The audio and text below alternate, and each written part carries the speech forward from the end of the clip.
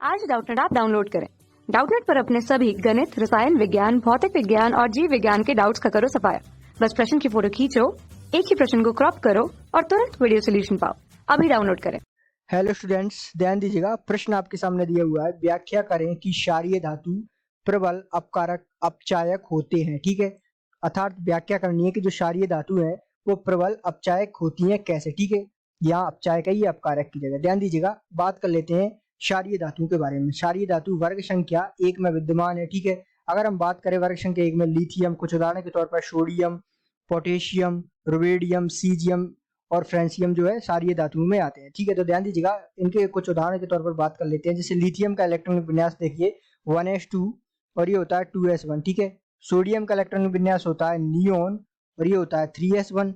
अगर हम बात करें पोटेशियम का इलेक्ट्रॉनिक विन्यास तो ये होता है Ar ऑर्गन और ये होता है 4s1। और अगर हम रुबेडियम की बात करें तो ये होता है Kr क्रिप्टॉन और 5s1। अब ध्यान देने योग्य बात है, ध्यान दीजिएगा यहाँ कि अपचायक क्या होता है। वे पदार्थ जो दूसरों का अपचयन करते हैं और स्वयं का ऑक्सीकरण कैसे होता है, जब इलेक्ट्रॉन त्यागता है। जैसे कि ध्यान दीजिएगा, M कोई तत्व है तो इसका ऑक्सीकरण कब हुआ, M+1 और एक इलेक्ट्रॉन त्यागेगा। तो यहाँ ध्यान दीजिएगा, ये जो तत्व है वर्ग संख्या 1 में जो आने वाले तत्व है जिन्हें आप क्षारीय धातु कहते हैं, ये एक एक इलेक्ट्रॉन त्याग देंगे। क्यों त्याग देंगे?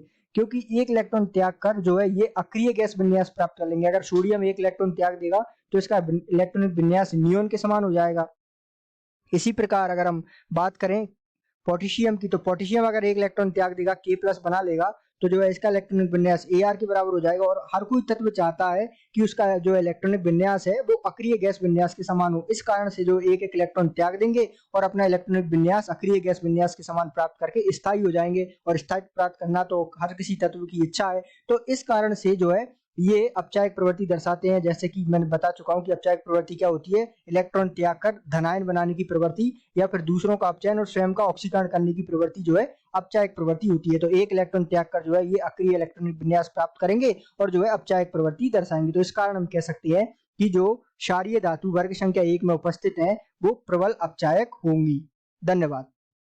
कक्षा 6 से 12वीं से लेकर नीट, IIT, JEE वो एडवांस के लेवल तक 1 करोड़ से ज्यादा छात्रों का भरोसा। आज ही डाउनलोड करें डाउटनेट ऐप या व्हाट्सएप करें अपने सारे डाउट्स 8400 400 400 पर।